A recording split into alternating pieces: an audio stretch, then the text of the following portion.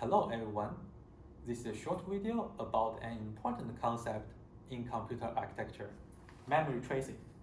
In this video, we will cover two questions. What is a memory trace and how to collect a memory trace?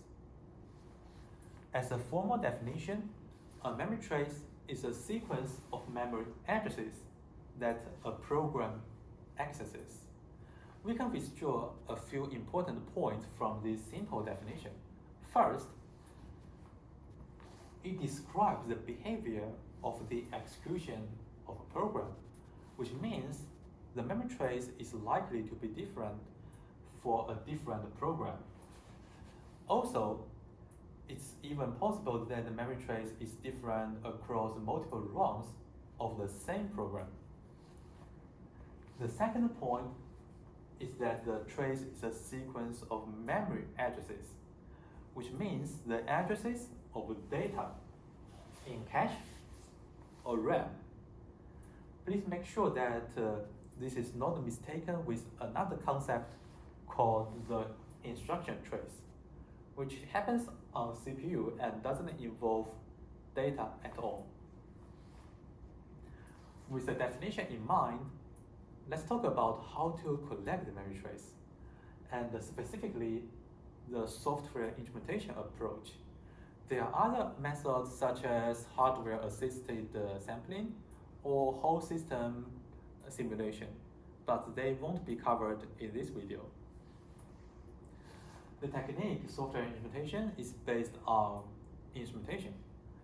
To instrument the program means that to insert some new customizable instructions into the existing instructions of a program for our own purpose. For our purpose here, collecting the memory trace, we would like to insert instructions that record every memory address. Let's take this simple code for example. This is a loop where each iteration accesses one element of a vector and does some computation. I believe all of you have already written code like this for 1,000 times. So in this code, the memory access happens in this instruction. And our implementation tool would say, hold on, before you execute this instruction, please let me insert a login instruction. This login instruction would write down the address of the original memory access. After the login is done, the program can move on to the original memory access and other instructions later.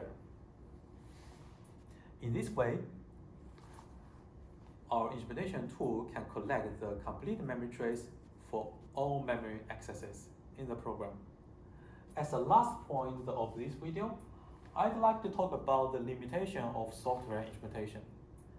As you might have already noticed, the original memory access is a load or store, and our inserted new instruction itself is a new store. That means at least we double the number of stores in the program, and consider the fact that the store is typically much slower than load in a system.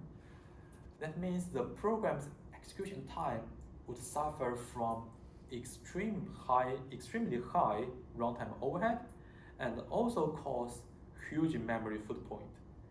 In fact, in real world, the runtime overhead of the software instrumentation would typically slow down the program for over 50x.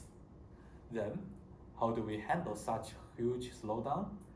And what are the other approaches for memory tracing? And what are the purpose of memory tracing? That would be a story for another day. Thank you very much for watching this video.